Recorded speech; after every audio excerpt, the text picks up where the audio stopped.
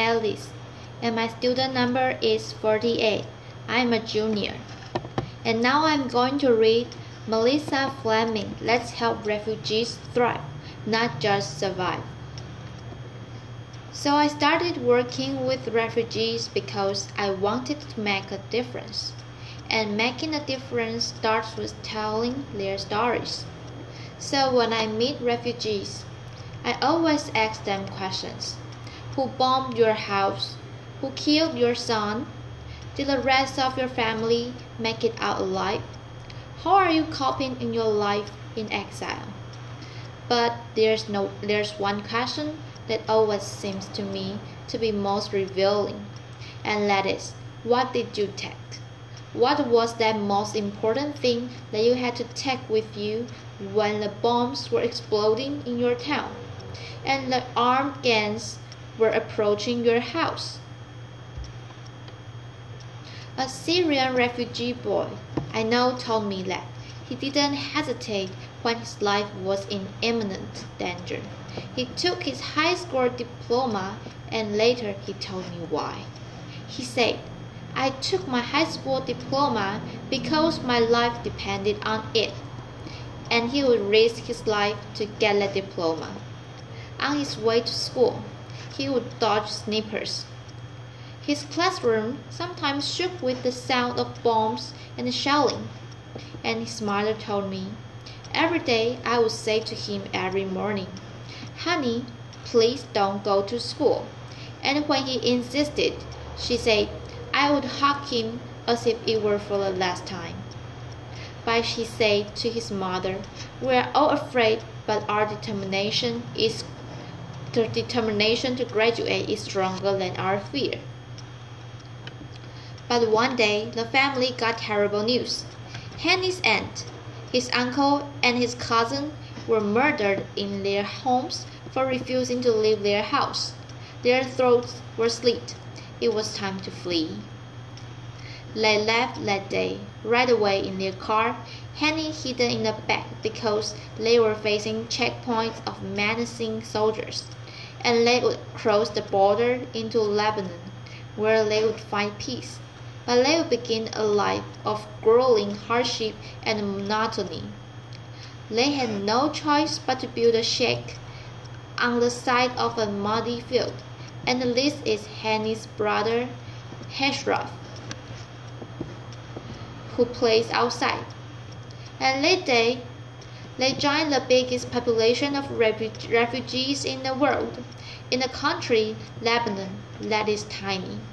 It only has 4 million citizens, and there are 1 million Syrian refugees living there.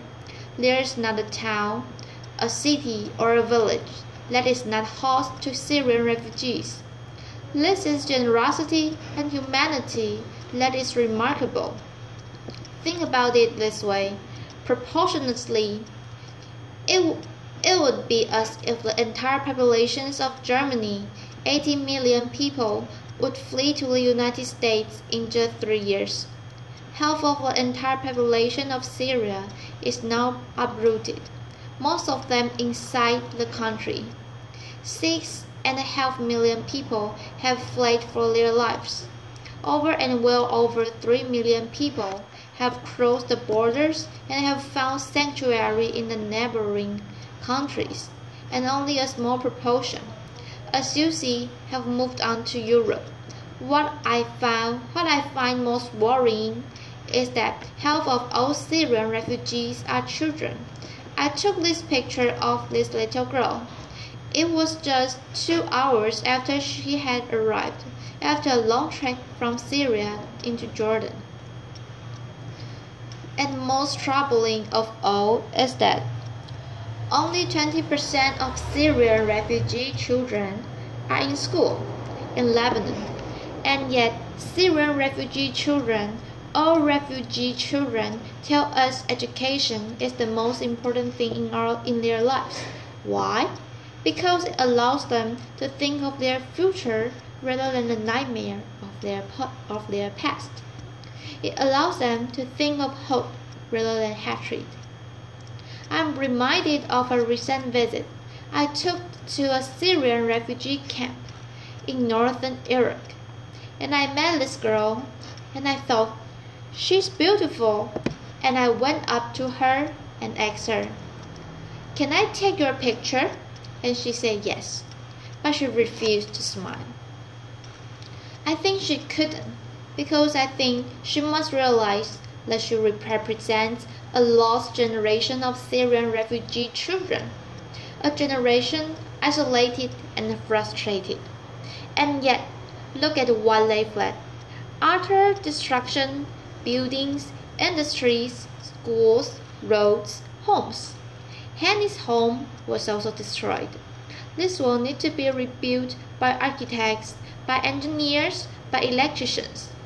Communities will need teachers and lawyers and politicians interested in reconciliation and non-revenge. Shouldn't this be rebuilt by the people with the largest stake, the societies in exile, the refugees? Refugees have a lot of time to prepare for their return. You might imagine that being a refugee is just a temporary state. Well, far from it. With wars going on and on, the average time a refugee will spend in exile is 17 years. Henny was into his second year in limbo when I went to visit him recently, and we conducted our entire conversation in English, which he confessed to me he learned from reading all of Dan Brown's novel and from listening to American rap. We also spent some nice moments of laughter and fun with his beloved brother Ashraf. But I'll never forget what he told me when we ended our conversation that day. He said to me, "If I am not a student, I am nothing."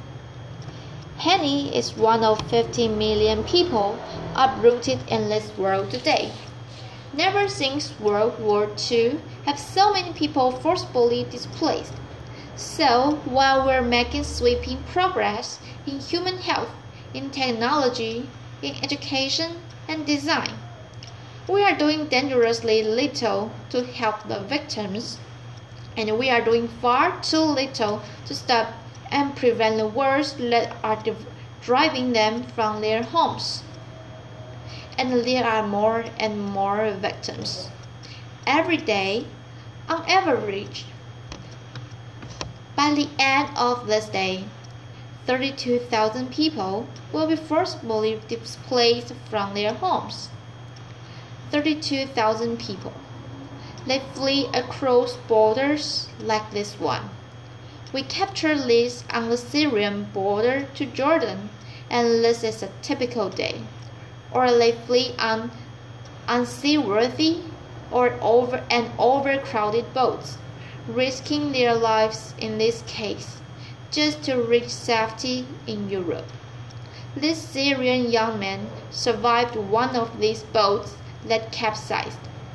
Most of the people drowned, and he told us, "Syrians are just looking for a quiet place where nobody hurts you, where nobody humiliates you, and where nobody kills you." Well, I think that should be the minimum. How about a place of healing, or of learning, and even opportunity? Americans and Europeans have the impression that proportionally huge numbers of refugees are coming to their country. But the reality is that 86%, the vast majority of refugees, are living in the developing world, in countries struggling with their own insecurity, with their own issues of helping their own populations and poverty.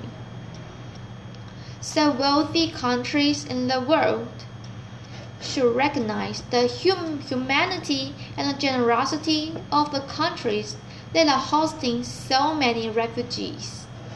And all countries should make sure that no one fleeing war and the persecution arrives at a closed border. Applause. Thank you. But there is something more than we can do than just simply helping refugees survive. We can help them thrive. We should think of refugees camps and the communities as more than just temporary population centers where people languish waiting for the war to end.